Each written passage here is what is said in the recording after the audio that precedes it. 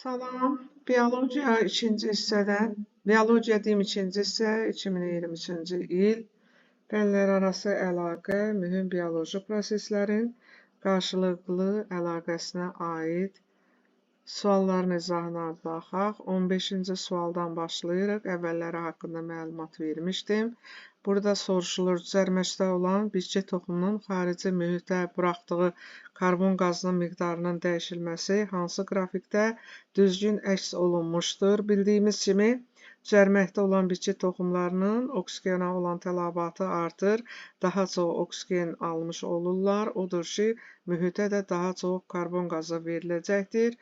Baxırıq, A-da olmaz. Çünki bu sabitliyin göstəricisidir. Olmaz. B-də də olmaz. Bu doğru deyil. Biz qeyd elədik ki, karbon qazının miqdarı da tənəffüs prosesi sürətləndikcə artacaqdır. Odur ki, doğru variantımız C variantı olacaqdır.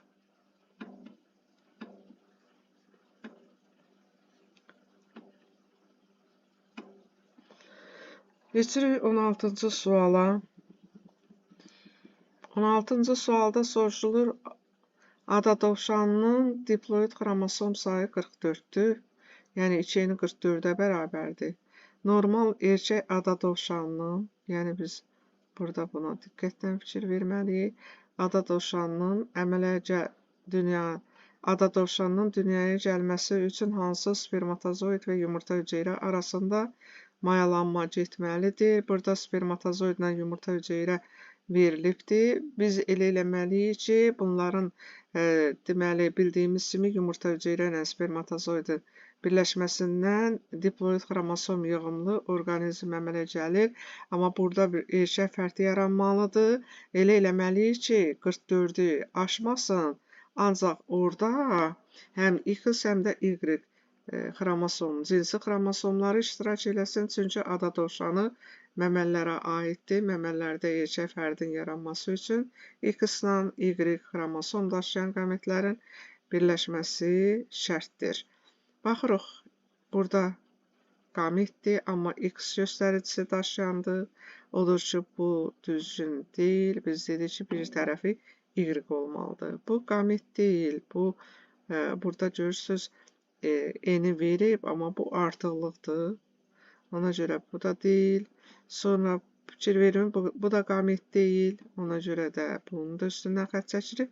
Baxırıq D variantı. 21Y, 21X. Bax, bunu götürəcəyik. Çünki 21 ilə 21-i toplayanda 22, 23, bu Y, 24-cü isə X, yəni 21 ilə 21-i toplayanda 42, 43Y, 44 isə X-ci xromosom olacaqdır.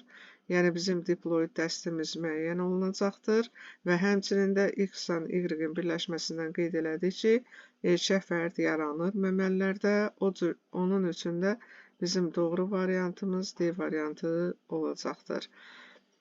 17-ci sualda əgər mutasiyalar yalnız bir hüceyrənin bilavasitə sitoplazmasında baş verirsə, deməli bu mutasiya adətən xromosomlarda baş verir, irsən keçən dəyişkənlikdir.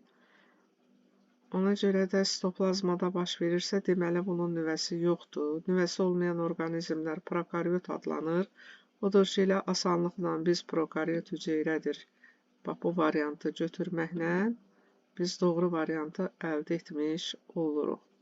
Çünki cavan hüceyrədir, leykositdir, göbələk hüceyrəsidir, yaxud yaşlı hüceyrədir. Bunlarda nüvə mövcuddur. 18-ci suala baxaq. Calaqaltı və calaqüstü. Bunu təmizləyim. Bu artıq düşdü bura.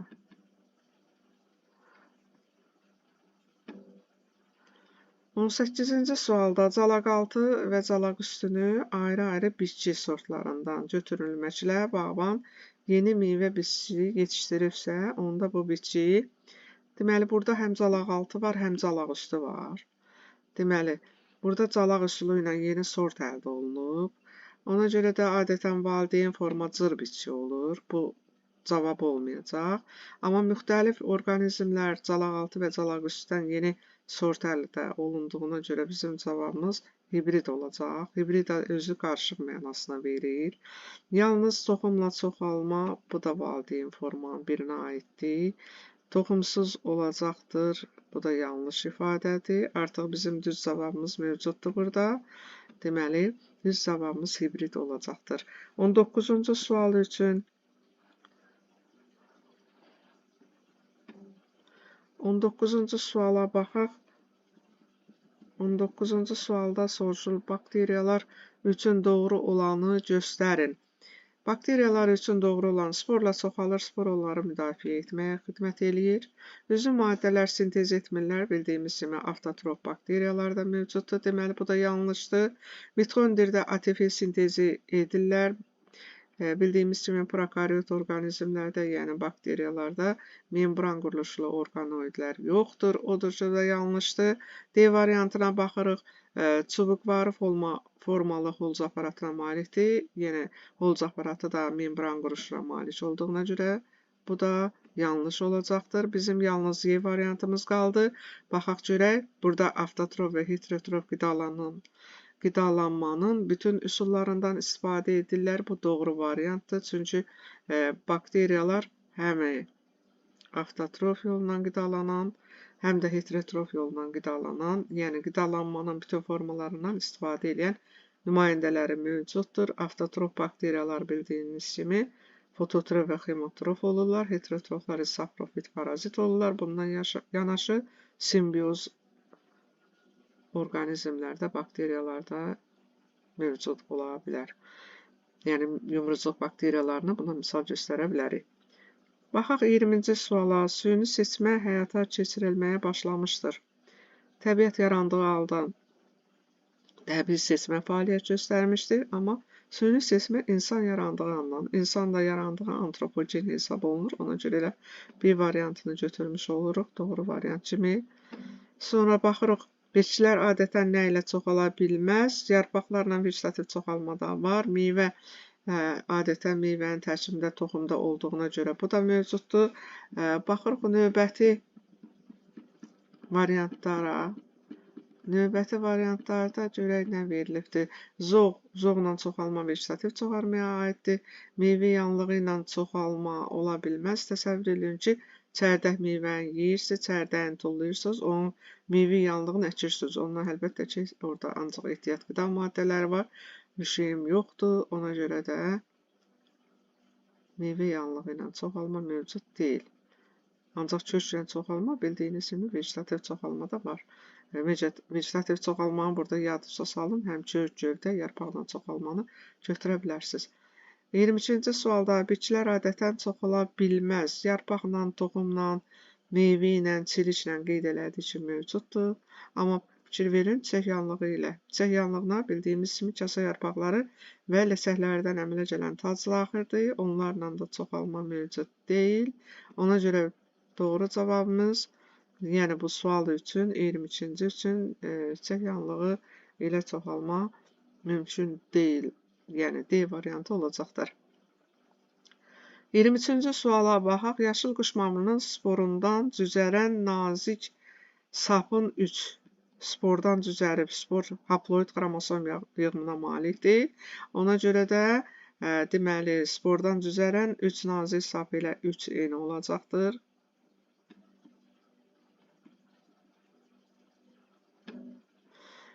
Fikir verək burada. Qutucuq divarının isə 2. Fikir verin. Qutucuq divarı bildiyiniz kimi mitozdan yaranır. Ona görə də 2 eyni olacaq hər bir hüceyrə. 2 hüceyrəsində isə 4 eyni olacaqdır xromosom sayı. 4 eyni qeyd edirik bura. Və deyir ki, xromosom dəstlərinin cəmi. Ona görə də 3 eyni 4 eyni toplayırıq.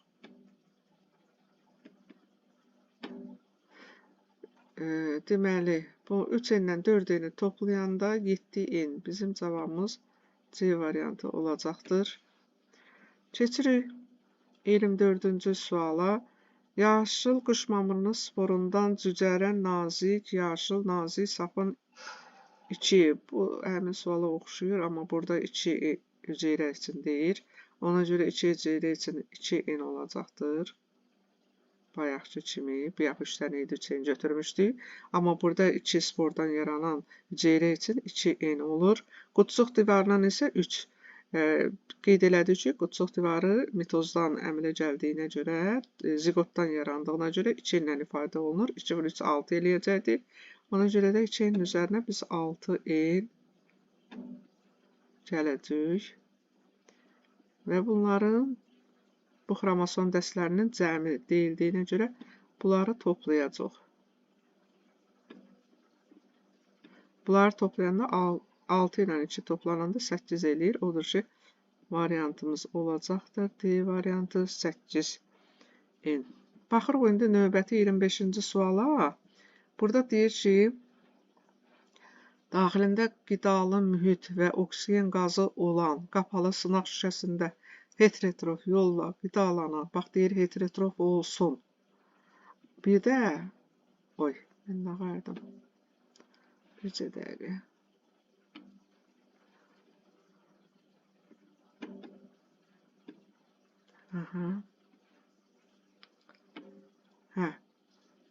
Heterotrof olsun, anaerob olsun. Anaerob yəqin ki, bilirsiniz ki, oksigensiz mühitdə yaşayan, yəni oksigen qazından istifadə etməyən deməkdir. Yəni bunlar oksigensiz mühitdə yaşayırlar, amma heterotrofdurlar. Bu bir müddətdən sonra bu sınaq şüşəsində üzvü maddələrin, əlbəttə ki, heterotrof olduğuna görə, hazır üzvü maddədən istifadə etdiyinə görə üzvü maddənin miqdarı azalacaq. Bax, üzvü maddələr birlə ifadə olunub, bu olsun üzvü maddə. Oksigen qazının miqdarı isə bu cür dəyişə bilər. Yəni, oksigen anaerob olduğuna görə, oksigenə ehtiyacı olmadığına görə oksigenin miqdarı sabit qalacaqdır. Odur ki, bizim doğru cavabımız 25-ci üçün elə A variantı olacaqdır. Və ona görə də qalanlar səhv dediyimdən onlara baxmırıq. Bu qədər, sağ olun.